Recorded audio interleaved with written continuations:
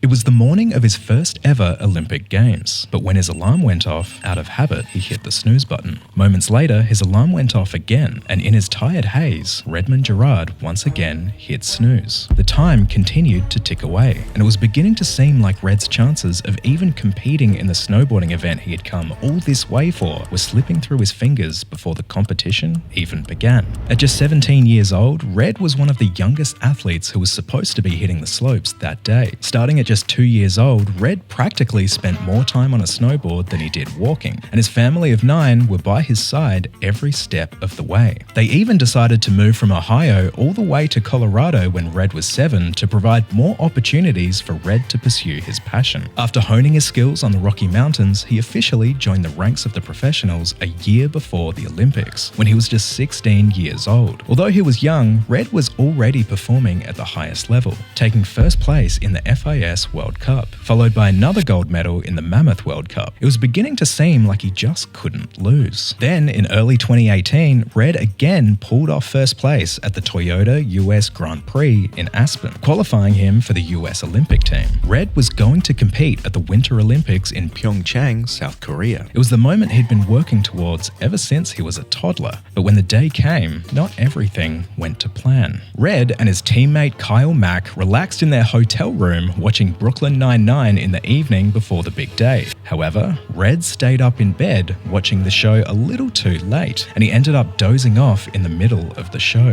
When his alarm went off the next morning at 6 a.m, in his tired haze, Red hit snooze multiple times. And it wasn't until 20 minutes later when Kyle finally shook him awake, Red jumped up and got ready as fast as he could. But he soon realized that his ski jacket was missing. With no time to go searching, Red was forced to borrow Kyle's jacket as he rushed to the slopes before it was too late. Despite the frantic morning, Red made it to the event on time. However, in the first 2 runs of the slopestyle event, whether it be the lack of sleep or the chaotic morning, things weren't looking great for Red. He couldn't land a full run, and he was stuck at the bottom of the leaderboard in 11th place. However, in slopestyle, the judges only count your best run, so as Red lined up for his final run, he knew it was time to lock in. And as he threw himself over each obstacle, it started to feel like it was all finally coming together. With each landing, Red's confidence came back, and as he rocketed towards the final jump, with only one more trick standing between him and potential victory, he actually looked pretty calm.